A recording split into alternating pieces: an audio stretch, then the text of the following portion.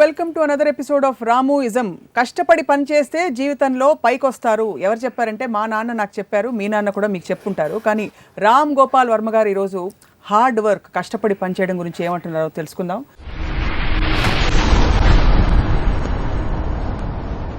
వర్మ గారు నమస్కారం, వెల్కమ్. మీరు ఇష్టపడి పైకి వచ్చారా, కష్టపడి పైకి వచ్చారా? కష్టపడితే పైకి వస్తారు అనేది అఫ్కోర్స్ నేను విన్నాను, మా చిన్నప్పటి నుంచి నాకు చెప్పారు. అది నా ఉద్దేశంలో కూలోళ్ళే కష్టపడతారు. సక్సెస్ఫుల్ అయిన వాళ్ళు ఎవ్వరు కూడా కష్టపడరు, వాళ్ళు తెలివితో వేరే వాళ్ళని కష్టపడిస్తారు. అది యాక్చువల్ ట్రూత్ ఆఫ్ లైఫ్. అది దీనికి ఎగ్జాంపుల్ నేను ఏమిస్తానంటే, ఒక first of all the word కష్టపడటం అనే వర్డ్లోనే ఒక నెగిటివిజం ఉందని నా ఫీలింగ్. అది పేరెంట్స్కి తెలీదు, టీచర్స్కి తెలీదు, మన పెద్దలు ఎవరు దాన్ని అర్థం చేసుకోరు. ఇప్పుడు నాకు ఫస్ట్ గుర్తుంది, పొద్దున్న 5 గంటలు లేచి కష్టపడి చదివితే నీకు మంచి మార్కులు వస్తాయి అని నా తాతయ్య, మా నాన్నగారు, మా మదర్ చెప్పేవారు. నువ్వే కష్టపడి అని చెప్తే already you're putting a negative element in the child's mind. ఎందుకంటే వర్క్ అనేది నా డెఫినేషన్లో ఏంటంటే, it's something you have to do, చెయ్యాలి కనుక చేస్తున్నావు. యూ వాంట్ టు డూ అంటే అప్పుడు అది ఇష్టం అవుతుంది. ఇందాక మీరు చెప్పింది కరెక్ట్. కష్టపడాలో డిఫరెన్స్ ఏంటంటే, ఇష్టపడనేది వాంటింగ్ టు డూ, కష్టపడనేది హ్యావింగ్ టు డూ. నువ్వు చేస్తేరా, నువ్వు బాగా కష్టపడి చదువుకుంటే నీకు సినిమా చూపిస్తానే అంటే, సినిమా అనేది ప్లెజరబుల్ ఎలిమెంటు, చదవటం అనేది ఒక నెగిటివ్ ఎలిమెంట్ అనేది మీరే ఫస్ట్ పెట్టేస్తున్నారు మైండ్లో. ఒక పిల్లోడి మైండ్లో first right from the time he's become conscious as a kid are what ever it is. So అప్పుడు అక్కడ ఏంటి 2 points. అక్కడ ప్రోగ్రెస్ ఆఫ్ హ్యుమానిటీ ఎప్పుడూ కూడా మీరు ఎంత తక్కువ కష్టపడాలి అనే దాంట్లోంచి మీకు ప్రోగ్రెస్ ఉంటుంది. ఇప్పుడు మనం గొడ్డులాగా చాకరీ చేసేస్తే ఏదో మెషిన్ కనిపెట్టాం ఆలోచించి. అవును.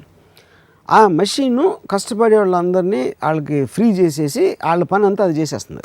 సో అది మీరు ఆ డిగ్రీ అని తక్కువ మొత్తం కష్టం అంతా మెషిన్స్ అలాంటి దానికి మనం అప్పగించి రోజు వచ్చినప్పుడు the world will really be the most advance place in every which way. కష్టపడటం అని చేయకూడదు ఎవడు అసలు.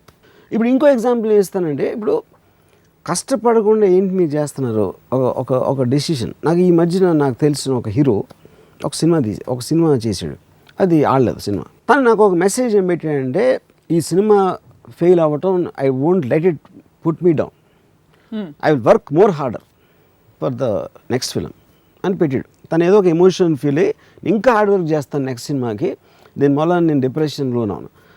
నేను తనకు ఫోన్ చేసి చెప్పాను, అంటే ఇంకా హార్డ్ వర్క్ అంటే ఈ సినిమాకి 7 గంటలు లేస్తే దాన్ని 4 గంటలు లేస్తావా, లేకపోతే నీకు ఇందులో నీకు 5 ప్యాక్లు ఉంటే 7 ప్యాక్లు ట్రై చేస్తావా, ఇంకో గంట సేపు ఎక్కువ జిమ్లో ఎక్సర్సైజ్ చేసి, వాట్ యూ మీన్ కష్టపడటం ఏంటి? దాంట్లో నువ్వు ఒక డెసిషన్ తీసుకున్నావు ఒక సినిమా చేయడానికి, ఒక డైరెక్టర్ మీద డెసిషన్ తీసుకున్నావు, ఈ సీన్ ఎట్లా చేయాలని కొన్ని నిర్ణయాలు తీసుకున్నావు. ఆ నిర్ణయాలు తప్పైనాయి. ఆ నిర్ణయాలకి కష్టానికి ఏంటి అసలు? దానికి no, it is about decisions.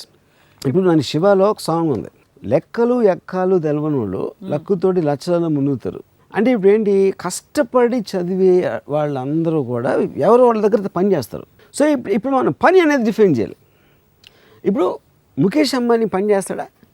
Of course చేస్తాడు. అప్పుడు మీరు పని, ఇప్పుడు ముఖేష్ అంబానీ కూర్చుని ఒక ఇది ఉంది, ఇక్కడ ఉంది, ఇది ఇక్కడ డైవర్ట్ చేయండి, లేకపోతే ఈ ఫలానా ఎనర్జీకి మనకు మంచిది ఉంటుంది, దానికి కొంతమంది పెడతారు, మీరు స్టడీ చేయండి. అదే అప్పుడు ఆ కష్టం ఎక్కువ, లేకపోతే గొడ్డులా కష్టపడటం ఎక్కువ.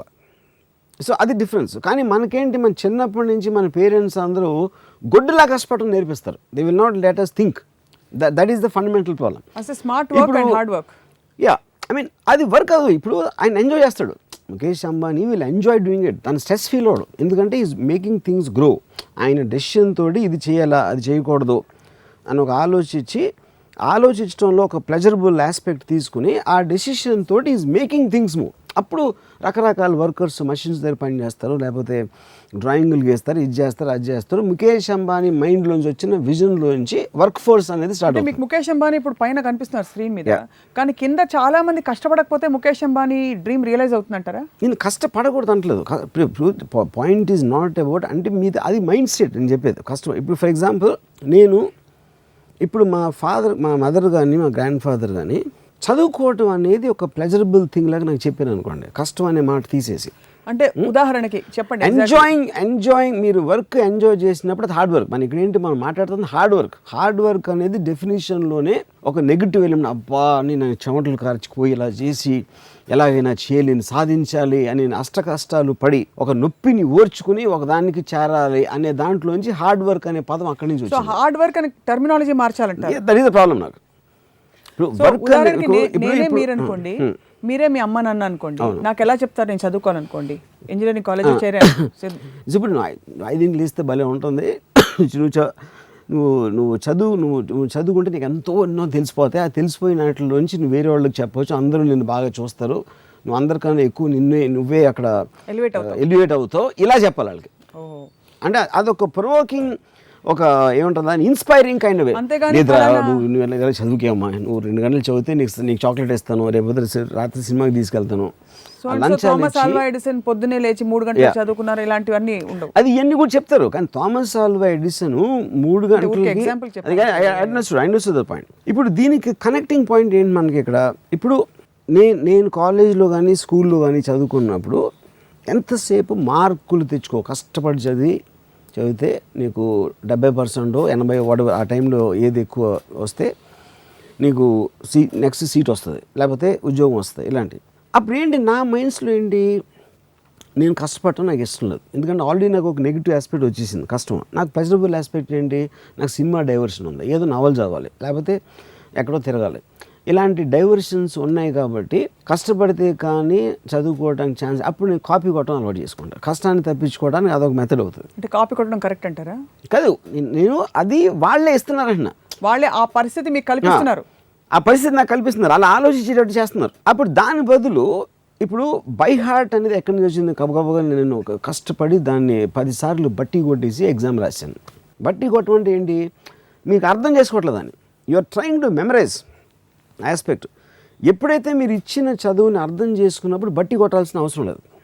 బట్టి అనేది కష్టం, అది కొట్టేసి గబుక్కుని రాసేసి ఆ రోజు ఎంతో మార్కులు వచ్చేసినాయి, నెక్స్ట్ క్లాస్కి వెళ్ళిపోయాను. దీని బదులు అసలు చదువు అనేది మార్కుల కోసం కాదు, చదువు అంటే ఎడ్యుకేషన్ అనే దాని meaning you to be educated. ఎందుకంటే నువ్వు మామూలుగా ఏమీ తెలియకుండా పుట్టి నీకు ఎంత నాలెడ్జ్ రావాలి, ఇంత ఇంటెలిజెన్స్ అనలిటికల్ పవర్ రావాలి అనేది ఉద్దేశం, కానీ మార్కులు అనేది సైడ్ ఎఫెక్ట్ అని చెప్పాలి పేరెంట్స్. అలా చెప్పకుండా పైగా నెత్తిని రుద్దుతారు 94.5. అది వాళ్ళు మార్కులు చెప్పి నువ్వు అంత కష్టపడిపోతే మార్కులు రావని, కష్టానికి దాని మెజర్మెంట్ మార్కులు చెప్తారు. So that is when you are first of all you putting a pressure. Already నువ్వు చాలా కష్టపడాలి. అంటే ఇందాక నుంచి మనం మాట్లాడుతున్నది in the context of student life మాట్లాడుతున్నాం ఎక్కువ, బికాస్ చదువు సేమ్ థింగ్ ఎక్స్టెండ్స్. ఎందుకంటే మనకి ప్రోగ్రామింగ్ అక్కడే స్టార్ట్ అవుతుంది కదా. మనకి టోటల్గా ఫస్ట్ టైము కష్టం అనే వర్డ్ మనం చిన్నప్పుడే వింటాం. చిన్నప్పుడు ఎలాగో మనకి పని చెప్పారు కాబట్టి చదువుకోవడం అనేది దాంట్లోనే కష్టం అనే వర్డ్ వస్తుంది. ఫస్ట్ టైం మన ఒపీనియన్స్ ఫామ్ అయ్యే వయసులో వచ్చేది చదువుకి రిలేటెడ్ ఉంటుంది కష్టం. మీరు పెద్ద అయిన తర్వాత మీకు పని, మీరు ఉద్యోగం, లేకపోతే మీరు చేసే మెకానిక్ పను, ఈ పను, కూలి పను, ఏదో పని, వడవర్ పని, దాంట్లోంచి సెకండ్ డిగ్రీ ఆఫ్ కష్టం వస్తుంది. గుడ్డులాగా కష్టపడతారు. మా మదర్ కూడా అంటున్నాను, రాము కష్టపడినంత అసలు ఎవ్వడు పడడు. కష్టపడడం అనేది విజయానికి, ప్రపంచంలో మనుగడ సాగించడానికి, ఫర్ ఎగ్జిస్టెన్స్, ఫర్ సర్వైవల్ ముడిపెట్టారు. నేను ఏమి చేసినా కూడా నా ఇష్టంతో చేశాను కాబట్టి కష్టం అనే దానికి నాకు సంబంధమే లేదు, ఎక్సెప్ట్ ఫర్ దట్ పార్ట్.